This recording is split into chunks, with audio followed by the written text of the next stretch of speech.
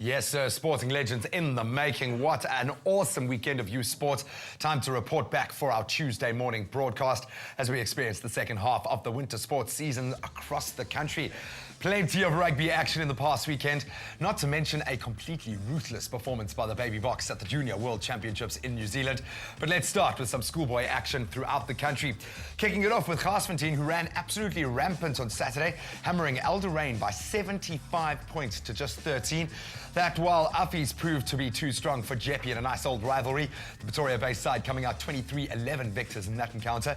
Then Kersley College were another big scorer this weekend, condemning St. Stidians to an assured 58-21 loss at their hands. Grey High School was not in a forgiving mood either, as they walloped St. Andrews by 67 points to 24. And down in the Western Cape, Otanikwa recorded a famous and historic victory as they defeated Paul Gim 23-16. That one, you know, is a big one for the local boys. But in the weekend's biggest derbies, in what has been one of the most anticipated clashes in the Cape Schools calendar this year, Wynberg Boys High School made the short trip to Rondebosch to take on their age-old rivals. Wynberg, in a match that would have everyone on the edge of their seats come the final whistle. Oh man, they really did put in the hard yards. The foul weather on the Bishop's Piley Reese field played a major role as the soaring wind and stinging drizzle made things treacherous for the home side playing into the wind. Wynberg were full value for their 20-0 halftime lead as they mastered the conditions to perfection to race in a pretty commanding lead. However, you can't discredit the Bishop's side at home, and they reminded everyone of that in the second stanza. The boys would start to unleash their dangerous backs as Wynberg looked to hold on for dear life by keeping the ball with their big forwards, but in the end, their defensive performance would pay dividends as Wynberg would win the encounter by the narrowest of margins, 20-19, the final score there. Then in another one of the most anticipated matches of the year, Glenwood High School travelled to Hoërskool Monument. That was in a clash between a couple of the best sides in South Africa this year.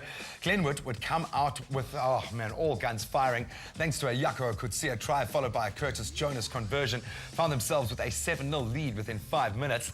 Monis, though, were quick to respond, and after receiving a penalty on Glenwood's 22, drove a rolling maul over the try line to square matters. Then two long-range penalty conversions saw Monument take their lead to 13-7 before Glenwood replied with a late try in the second half to enter the change rooms, or rather in the first half to enter the change rooms 13-12 down.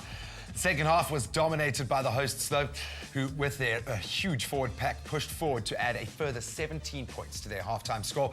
So with just 20 minutes left on the clock, all Glenwood could manage was one final converted try, with the final whistle brought an end to what was a thrilling encounter. Saw Monument win 30-19. And as I mentioned, the Junior Springboks had fine form. They opened their IRB Junior World Championship with an impressive 61-5 win over Scotland. That was in New Zealand yesterday.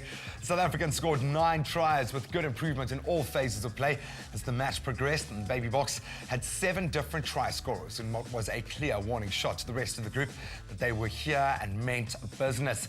So it seems the Super Rugby experience at the Blue Bulls has done the captain of the side, Andre Pollard, the world of good as he put in a quality performance that was full of attacking flair and stringing defences. The Box next match is against hosts New Zealand in what many are predicting will be the overall final of the tournament. It's going to be a cracker. What do you think of that kind of opening account in an international performance, man?